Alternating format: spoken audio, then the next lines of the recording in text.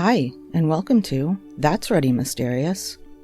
Join me for an intriguing look into real-life mysteries. Who was the mad gasser of Mattoon? What was whaling at the Wilga waterhole? I'm not going to solve those mysteries, but they'll be interesting to learn about. I'm your host, Kelly with an I. Transcripts and references for all episodes can be found at that'sreadymysterious.wordpress.com. No apostrophe and no exclamation point. Today's tale is about the Black Flash of Provincetown. It began with school-aged children being frightened by a monster on their way home from school. The monster was big, all black, and growled at the children. The children said it appeared from nowhere and took off with a flash. The children went home and told their parents what had happened. The parents calmed the children, but were unable to calm their fears. Provincetown, Massachusetts was a coastal town with about 4,500 year-round residents at the time. It's located at the very tip of Cape Cod in Barnstable County, Massachusetts, in the United States of America. After the first sighting, Maria Costa was walking home by herself on a night in October of 1939. She walked past the town hall where she saw a tall figure which stood almost 8 feet pop out of a bush at her. The figure was dressed in all black with glowing blue eyes and big silver ears. She ran into a nearby coffee shop screaming. Some men ran down Commercial Street looking for the monster, but it was nowhere to be found. The police laughed at Maria after taking her statement. The Black Flash was known by a couple of other names as well. It was the Provincetown Phantom and the Devil of the Dunes, but the name that really lasted was the Black Flash. The Black Flash could jump like a gazelle, leaping over 10 feet tall fences to get away. It's possible the Black Flash breathed fire, although this hasn't been confirmed. It had a skinny build. The Black Flash wore a long hooded black cape and had the ability to run away before anyone could get a good look at it. After the incident with Maria Costa, there were several more incidents. The reports came in so rapidly that the police had no choice but to investigate. Sightings increased and calls to the police department lent weight to the idea that this was a paranormal being. A call would come in from the west side of town on Tremont Street, then a minute later a call from the east side on Howland Street came in. No one person could move that quickly. Around the same time as the Black Flash was being seen, some other strange things happened. In January of that year, a sea monster washed ashore near Wood End. It was 35 feet long and could have been the same creature as the town crier George Washington Reedy saw in 1886.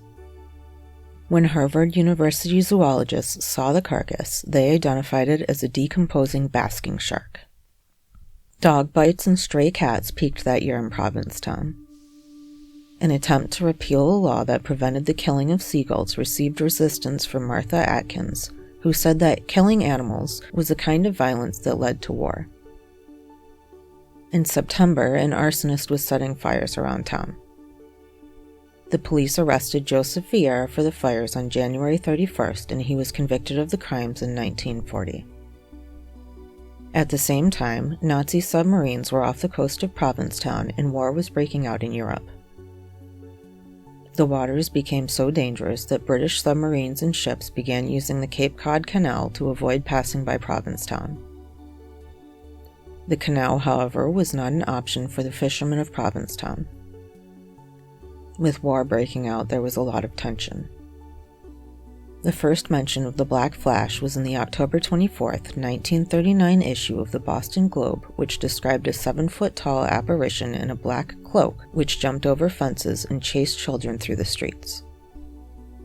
The October 26 headline in the Provincetown Advocate read, "Fall brings out the Black Flash," with a sub-headline that read, "Hard winter certain as cabin fever stories start." Orson Welles' War of the Worlds had aired the previous Halloween, and the story of the Black Flash of Provincetown was a great follow-up. Radio stations worldwide carried the story of the Black Flash. As the world heard of a town terrified, the truth was that most of Provincetown saw the whole situation as rather funny and somewhat annoying. By the end of October, it was no longer believed that the Black Flash was a creature from hell, but instead was maybe a star runner or high jumper on the high school track team playing a prank. Some others believed it was a leftover summer resident in drag looking for attention. Chief of Police Anthony Tarvers was quoted in the local newspaper as saying, "The Black Flash is dead and buried." He said he meant that figuratively. He said that the Black Flash was 4 local teenagers playing a Halloween prank. He said that one boy would sit on another's shoulders wearing a black cape with a flour sifter over their face. Tarvers would not name the boys he suspected were behind the Black Flash. He said he didn't want to embarrass the families. The boys were likely named Ford, who was a track team hurdler, Stretch, who was the only one tall enough to match reports, and Rego, who was recently turned down for a job as an off-season police officer. Tarvers said he spoke with the boys' families and the Black Flash stuff was over and done. He was clear that the Black Flash had not been captured. Children, however, were still afraid to trick-or-treat for Halloween, so the town held a large costume party at the town hall. The winner, 3-year-old Manuel Jason Jr., who came as Black Flash, won the grand prize of $1. The story of the Black Flash was mostly folklore until 1984, when Robert Ellis Cahill wrote a book called New England's Mad and Mysterious Men, which had a chapter on the Black Flash. In the book, Cahill claimed that the Black Flash tormented the town for years, whereas the Black Flash only terrorized Provincetown for a few weeks. Other books have picked up the story, which is usually exaggerated. The story of the Black Flash was disappearing until the internet brought it back into public interest. The story of the Black Flash closely resembles that of Spring-Heeled Jack, a phantom from Victorian England who wore a black cape, had glowing blue eyes, spit fire, and could jump very high.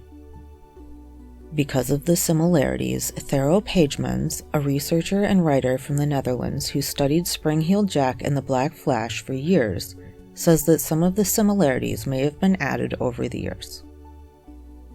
But how could a British horror story from the 1840s make it to 1930s Provincetown, Massachusetts? Pagemans explained that he found the original accounts in the Provincetown Advocate, and that with the help of those accounts he was able to build a timeline and throw out a lot of things that had been embellished over time. He went on to explain that one of the things that was incorrect was the timeline of events. The Black Flash didn't torment Provincetown for years between 1938 and 1945, but instead only visited for a few weeks in 1939. He said that since he published his article on the Black Flash in 2007, no new details have come to light. Because of this, he says his article has become the foremost point of reference for anyone who shows interest in the Black Flash. However, he continues that not everything is known about the Black Flash. For example, who was behind the monster? One of the stories of the Black Flash says that it was defeated by a group of children. Al, Joey, Eleanor, and Louis Jannard were playing outside when the Black Flash appeared on a hill. The children ran inside, but the Black Flash pursued them. The children poured hot water on it from a window above. The Black Flash is said to have never appeared again. Who was behind the Black Flash? There have been a lot of theories. The first is that it was a local athlete. The way the Flash moved so quickly seemed to reinforce this theory. Some thought it may have been a tourist that stayed past the summer season. Some people, including the sheriff, theorized that the Black Flash was 4 locals playing a trick on the town. Some people believe the Black Flash wasn't real at all, but was instead a case of mass hysteria. Who or what was behind the Black Flash of Provincetown? Was it a group of boys playing a trick on the town? Or maybe it was a case of mass hysteria? What do you think?